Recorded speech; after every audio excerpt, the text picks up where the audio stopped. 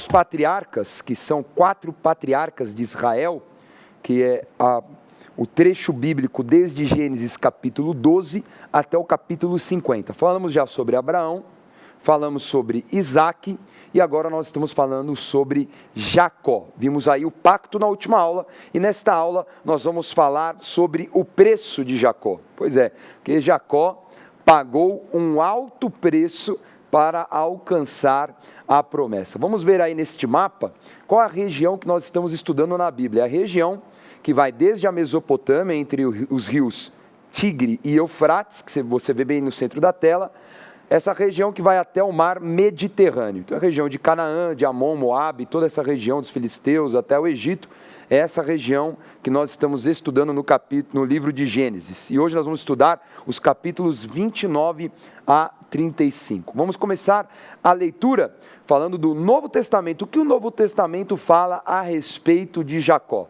Vamos lá. Rebeca, ao conceber de um só, Isaque, nosso pai. E ainda não eram os gêmeos nascidos, nem tinham praticado o bem ou o mal, para que o propósito de Deus quanto à eleição prevalecesse, não por obras, mas por aquele que chama. Já fora dito a ela: o mais velho será servo do mais moço. Como está escrito: amei Jacó, porém me aborreci de Esaú. Que diremos, pois? Há injustiça da parte de Deus? De modo nenhum. Então nós vemos que Jacó foi o filho escolhido por Deus para ser o terceiro patriarca. Isso foi revelado à sua mãe Rebeca. Depois que ele recebe a bênção da primogenitura, que ele acabou enganando o seu próprio pai, até porque quem teria direito seria o filho mais velho, que era Esaú. Jacó ele foge para Harã, que é ali na região da Mesopotâmia, no norte da Mesopotâmia, atual Iraque. E ele vai enviado pelo seu pai e pela sua mãe. No caminho, ele tem um encontro poderoso com Deus, mas ele faz um pacto muito complicado. Ele faz um pacto com condições. Nós lemos na última aula que ele fala assim: olha Deus, se você me der roupa, se você me der comida, se você me livrar do mal, então eu te darei o dízimo. Muito diferente daquilo que nós vemos em Gênesis 14, quando Abraão, ele voluntariamente entrega o dízimo das bênçãos que ele recebeu, algo que não era obrigatório. Nós vemos Jacó diferente, um sentimento diferente, um sentimento de troca, que não é o sentimento certo. Eu não faço as coisas por troca, eu dou o dízimo porque em troca eu vou receber as bênçãos, porque as janelas dos céus vão se abrir. Eu vou dar oferta porque em troca Deus vai fazer alguma coisa. Não. Na verdade, o que nós temos que viver é aquilo que está no Salmo 37. Agrada-te do Senhor e Ele satisfará o desejo do teu coração.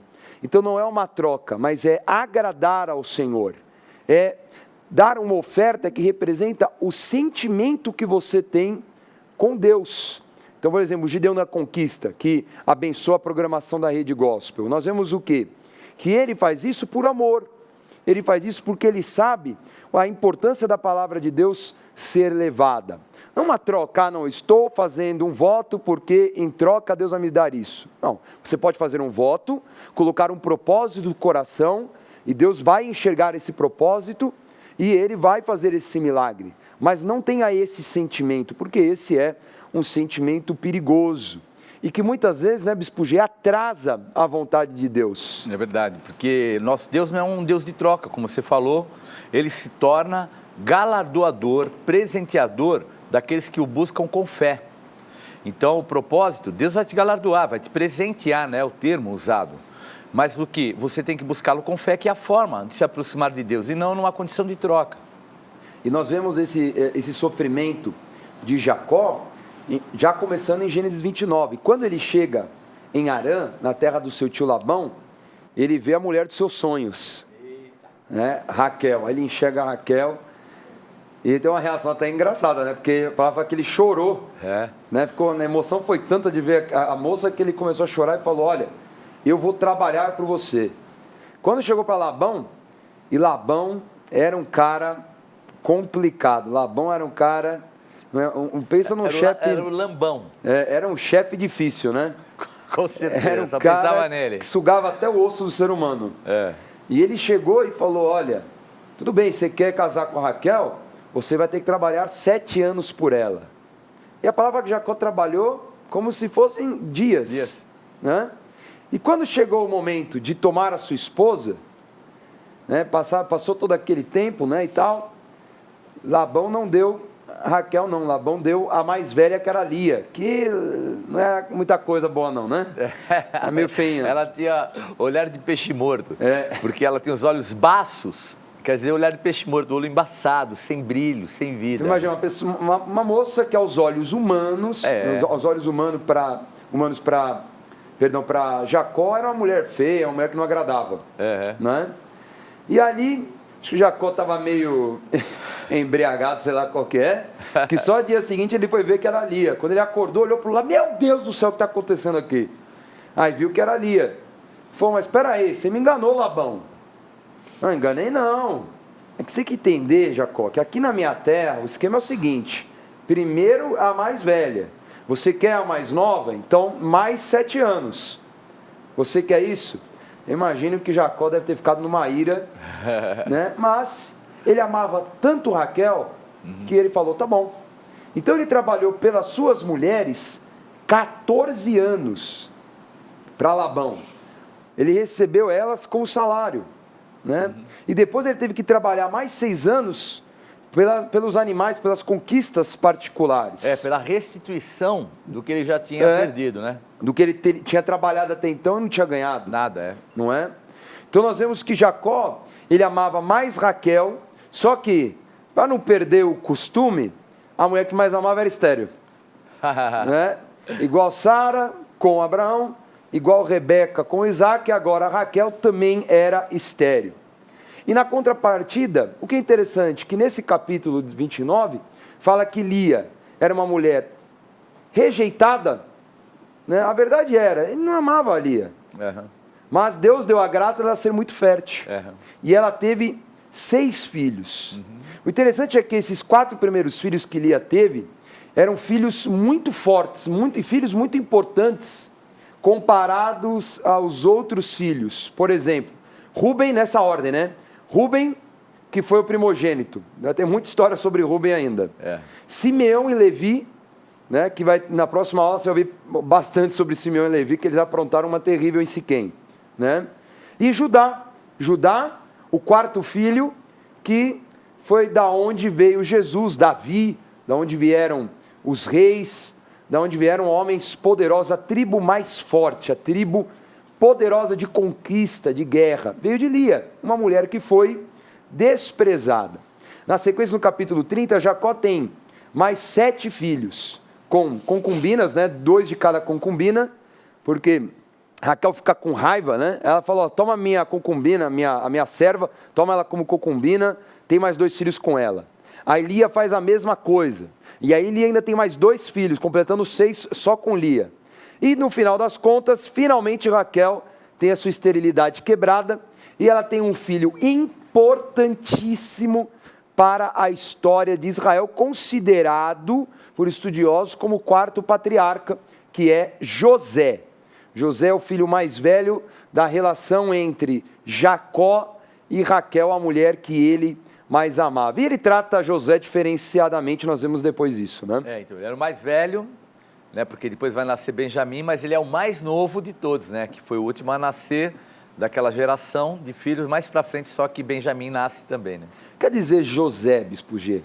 José, boa pergunta. Aquele que acrescenta, né? Aquele o Senhor acrescentou, né? O Senhor acrescentou, É verdade. Porque ela vai, pede, e de repente o Senhor dá a ela aquilo que ela não teria direito, e aí o Senhor acrescenta José.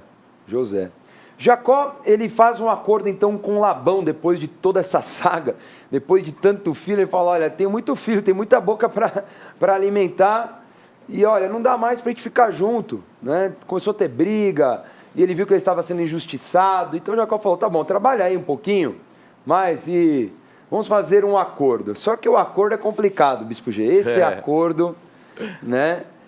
Ele fala assim, olha, você vai tomar das ovelhas malhadas, pintadas, e eu fico com as que não tem marca nenhuma. Só que na hora de cumprir esse acordo, o que Labão faz? Antes de começar tudo, ele já arranca todas as boas, né? E as malhadas, né? Já pega para ele, põe ele bem longe, né? A muitos quilômetros de distância, e aí fica, de um lado Labão com as suas ovelhas, e do outro fica Jacó. E Jacó, ele continua trabalhando, continua para Labão, com algumas ovelhas para Labão, e continua cuidando das suas ovelhas. Mas Deus ali dá uma estratégia para ele. E ele coloca umas varas aonde eles bebiam água, esses animais. E acontece que sempre prevaleciam e assim cresciam, se multiplicavam as ovelhas de Jacó. E Labão começa a ver que ele está perdendo o negócio. Ele começa a ver que ele está perdendo dinheiro no capítulo 30. Porque Jacó começa a enriquecer, enriquecer, enriquecer por causa dessa estratégia que um anjo dá. Até que chega um dia, né, que ele fala, olha, vamos dar fora, chega, já deu, né? Cansei desse negócio de ser roubado por Labão. E ele decide ir embora em concordância com as suas mulheres, repentinamente. Então Jacó fala assim, ó, vamos dar fora. E ele dá um fora, leva tudo, leva a mulher, leva os filhos, leva tudo que ele tinha por direito, ele não roubou nada de Labão, mas acontece algo terrível espiritualmente. Raquel, ela era muito apegada ainda à idolatria da família. A gente tem que lembrar que Raquel e Lia, por mais que fossem da família, assim, né, distante, eram primas, né, de Jacó, eles viviam em Harã, que era a Mesopotâmia, e eles tinham deuses, eles eram idólatras. Labão era um cara idólatra. É só a gente lembrar que Abraão deixou de ser idólatra, ensinou Isaac e ao seu neto Jacó, eles todos serviam somente a Deus, mas Raquel e Lia não. Elas tinham recebido o culto a demônios, né, aos ídolos da região da Mesopotâmia. E ela rouba descaradamente os ídolos, esconde. São chamados ídolos do lar, né? Então era um espírito familiar, né? Uma malignidade que eles tinham dentro de casa. Geralmente, né, ou também chamado terafim, que era, às vezes, era uma escultura ou, às vezes, era um pedaço de madeira. Porque tinha uma entidade chamada Azerá, que era cultuada, uma rainha dos céus, tudo, que nada mais era do que um pedaço de tronco. Sim. Que eles colocavam e tinha a ligação com espíritos familiares, né? Aquele pedaço de árvore e uma ligação com espíritos familiares. Era isso que ela estava levando. E aí ela levou escondido. Labão percebe que, além dele perder o bom negócio que ele tinha, né, de enriquecer em cima de Jacó, ele vê que seus ídolos foram roubados. E ele vai no encalço de Jacó e encontra Jacó numa região que mais tarde se chamará Mispá. E lá ele tem aquela discussão. Mas no caminho Deus fala para Labão, não toque em Jacó, não se vingue, não toque em Jacó e sua família, porque eles são escolhidos. Então Labão, você vê que na verdade o que dá a entender é que Labão ele tinha uma intenção de fazer mal contra Jacó. Né? Declaradamente. Tomar de volta as filhas, fazer mal contra Jacó, mas Deus fala, você não vai fazer isso. É isso mesmo. E eles fazem um pacto ali. Eles fazem um pacto de paz em Mispá, depois vai chamar Galeed, né, que é o termo desse que significa esse pacto que eles fazem, mas Labão reclama com Jacó. Fala, ó, você roubou os meus deuses, os meus ídolos. Fala, eu não, imagina, sai fora, eu vou roubar uma coisa de você. Mas Jacó não sabia que Raquel tinha escondido. E acontece uma coisa terrível, que sai da boca de Jacó. Né? O que Jacó fala? Seja Deus entre mim e ti. Né? Faz justiça. Faça justiça. E ainda fala o que sobre Raquel? Olha, ele nem sabia, na verdade ele não sabia, jamais faria isso conscientemente. Ele falou, olha, se alguém te roubou, que morra. Ele declara uma sentença. Mas Labão nunca imaginou, ninguém soube ali quem foi, porque Raquel escondeu debaixo, né, entre ela e o camelo, ela escondeu. Então você vê que era um ídolo pequeno, né, bicho? Não devia ser algo muito grande, porque ela conseguiu esconder. Assim, Dan, até um detalhe, porque aquilo que foi liberado, independente de motivação, sentimento, o que o inimigo muitas vezes quer, ele quer base legal para que você ligue coisas no mundo espiritual. Verdade. Então, a Bíblia fala que nós vamos dar conta de toda a palavra frívola que sai da nossa boca. E o que estava acontecendo é que ele estava ligando algo mal. Nós vimos que Raquel, ela morre jovem, nova. Então, é uma malignidade que, de alguma forma, eu creio que haja, né, algum tipo de habilitação para que ela venha a morrer ainda jovem, nova. Veja nesse mapa onde fica a região de Mispá, porque é exatamente aonde, então, Jacó e Labão fazem um pacto de paz. Então, nós vemos que ali em cima, olha, do lado direito da tela, você vê aquela bolinha azul, é Mispá. Você vê que fica na região aí, mais tarde, onde vai ser a região de Amon, né?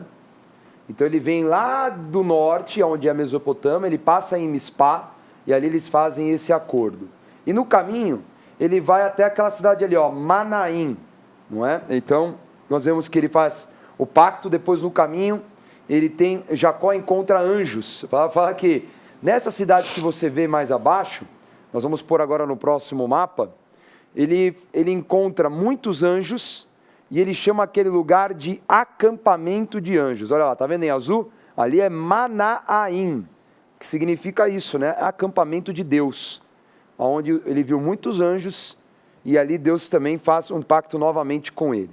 Vamos ler Gênesis 32, que é onde começa a confirmação da promessa, onde depois de todo o preço que Jacó pagou, porque teve uma relação condicional com Deus, finalmente ele tem uma experiência de transformação. Vamos ler. Vamos lá, Gênesis capítulo 32, versículo 3 em diante. Então Jacó enviou mensageiros adiante de si a Esaú, seu irmão, à terra de Sir, território de Edom. Voltaram os mensageiros a Jacó, dizendo: Fomos a teu irmão Esaú, também ele vem de caminho para se encontrar contigo, e 400 homens com ele. Então Jacó teve medo e se perturbou. Dividiu em 2 bandos o povo que com ele estava, e os rebanhos, e os bois, e os camelos, pois disse: Se vier Esaú a um bando e o ferir, o outro bando escapará. E orou Jacó: Deus de meu pai Abraão e Deus de meu pai Isaque, ó Senhor, que me disseste: torna a tua terra e a tua parentela, e te farei bem. Livra-me das mãos de meu irmão Esaú, porque eu o temo, para que não venha ele matar-me e as mães com os filhos.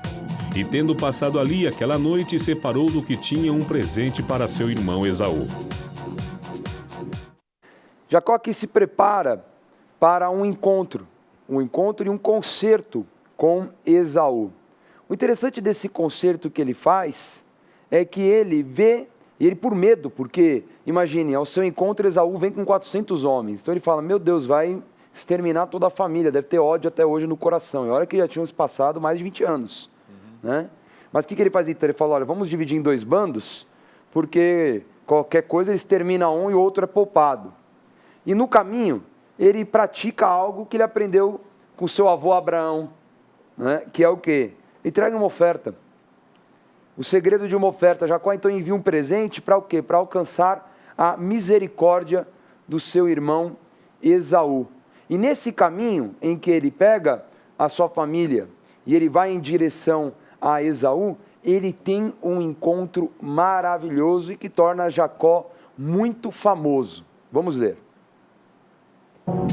Vamos lá, Gênesis capítulo 32, versículos 22 a 30. Levantou-se naquela mesma noite, tomou suas 2 mulheres, suas 2 servas e seus 11 filhos e transpôs o val de Jaboque. Tomou-os e fê-los passar o ribeiro. Fez passar tudo o que lhe pertencia, ficando ele só, e lutava com ele um homem até o romper do dia. Vendo este que não podia com ele, tocou-lhe na articulação da coxa. Deslocou-se a junta da coxa de Jacó, na luta com o homem. Disse este: deixai-me ir, pois já rompeu o dia. Respondeu Jacó: não te deixarei ir, se me não abençoares. Perguntou-lhe, pois, como te chamas? Ele respondeu: Jacó. Então disse: já não te chamarás Jacó, e sim Israel, pois como príncipe lutaste com Deus e com os homens e prevaleceste. Tornou Jacó: dize, rogo-te como te chamas. Respondeu ele: por que perguntas pelo meu nome? E o abençoou ali. Aquele lugar chamou Jacó Peniel, pois disse: vi a Deus face a face, e a minha vida foi salva. Então é a famosa narrativa em que Jacó lutou com um anjo, não é? E ali ele estava, e ali, assim, é uma luta que durou quase que o dia todo, né? Ele ali lutando, chega uma hora que o anjo viu, né, a vontade, a disposição, a determinação apostólica, né, de Jacó, e ali o anjo toca, ele dá uma deslocada na junta ali da coxa e ele entende que aquele cara não é um cara normal, não é só um homem que ele estava lutando, mas era um enviado de Deus. E ali o anjo está para ir embora, Jacó agarra a determinação apostólica e fala, você não vai embora enquanto não me abençoares. E ali nós vemos a transformação do caráter de Jacó. Não é só a mudança de nome, que a mudança de nome, na verdade, representa o que ele tinha se transformado, porque ele era um homem antes covarde, que vivia fugindo, que vivia de um relacionamento condicional. Ele lutou com uma determinação tão grande e falou, eu não sou mais aquele cara covarde, eu não quero mais viver de condições, você não vai embora enquanto você não me abençoar. E ainda ferido, ele tinha a junta da coxa já estava solta e ainda assim ele prevalecia, a determinação, como você colocou, e a gente percebe que ele prevalece ali por algo que é sobrenatural, que é a força de Deus, né? Então, Jacó, que era alguém que costumava, na sua força, nas suas manobras, conquistar as coisas, agora não, ele percebeu que havia um outro caminho, que era perseverando com Deus que ele ia alcançar. E é uma transformação, inclusive, de personalidade. Porque Jacó era um cara pacato, que vivia em tenda, de repente, um homem forte, um homem, assim, a personalidade completamente transformada. Né? Um homem que luta. Antes era um homem covarde, que enganava. Agora um homem que luta. Quer dizer a palavra Israel, Bispo G? A palavra Yitzrael quer dizer Deus prevalece. O original mesmo é Deus prevalece, né? Alguns falam príncipe que luta com Deus. Não, Deus prevalece. Porque o que aconteceu é que na vida de Jacó Deus prevaleceu. Então até a oposição do anjo veio por Deus. E como veio a oposição do anjo por Deus, veio também a determinação de Deus na vida dele, para ele agora não ser mais um Jacó, um manipulador, mas um príncipe que com Deus prevalece. E olha como é importante entender essa passagem como uma constituição de Jacó. Perfeito. Porque a mudança de nome é a marca do quê? Você agora está sendo constituído um patriarca. Você vê que ele precisava daquela habilitação, porque na sequência, no capítulo 33, ele encontra Esaú. E Esaú, de vez agredir ou coisa do gênero, um pacto de paz. Né? Eles até falam, nem quero teu dinheiro, nem quero a sua oferta não, eu já estou bem rico já também. Assim, em tudo isso a gente vê algo muito interessante, porque aqui, olha, o Senhor fala assim para ele, pois como príncipe lutaste com Deus e com os homens e prevaleceste. Então, o que ocorre? Foi alguém que foi aprovadíssimo. Então, aquilo que ele viveu, as provações, mesmo com anjos, tudo que foi essa última fase, mostrou que ele foi transformado mesmo em outro homem, e até as oposições que Deus trouxe para a vida dele, ele entendeu, porque às vezes as pessoas têm medo de desafio, têm medo de meta, têm medo de uma série de coisas, e nada mais é isso que Deus nos dá, nos permite, para que nós cresçamos. Então eu falo, meta é promoção. E ele foi promovido. Foi mesmo. E enriqueceu muito, prosperou. Depois ele vai para uma terra chamada Siquém, Jacó, né? E aí ele se separam, Esaú ele vai para a terra dele, que chama Edom, vamos ver aí no mapa. Siquém fica bem perto do Rio Jordão, um pouco mais ao norte de Hebrom. Nesse lugar em Siquém, Jacó compra uma terra com dinheiro, e ali ele levanta um altar ao Senhor. Enquanto você está vendo lá embaixo no vídeo, aquela região em verde, é a região de Edom, que era a região onde Esaú tinha o seu domínio. E Siquém foi onde Jacó estabeleceu a sua morada por aquele tempo. Depois de um tempo, ele sai daquele lugar e ele vai em direção a Hebrom. É importante você ver aí agora na continuação que Raquel, ela chega a ter mais um filho, chamado Benjamim, mas ela morre no parto. Ela morre no parto, cumprindo o quê? A maldição que o próprio Jacó falou, que quem estivesse com os ídolos do lar, né, de Labão, esse morreria. E a palavra ela se cumpriu, olha como a palavra tem poder. E ela foi enterrada em Belém. Dá uma olhada nesse mapa, que é a região, olha, ali a gente está vendo Betel, né? Belém, aí isso. Em azul, Belém fica bem perto de Betel mesmo, é a região onde Jesus nasceu. Né? E Raquel foi enterrada em Belém, antigamente era chamada de Efrata. Por fim, aí continua a história, Jacó com seus 12 filhos, e mais para frente, né, muitos capítulos depois, lá no capítulo 49, Jacó morre no Egito, onde nós vamos ver nas próximas aulas sobre a história de José, aos 147 anos de idade. Mas ele fala, olha, eu não quero ser enterrado aqui no Egito, eu quero ser enterrado em Macpela, que é onde Abraão e Isaac estão enterrados.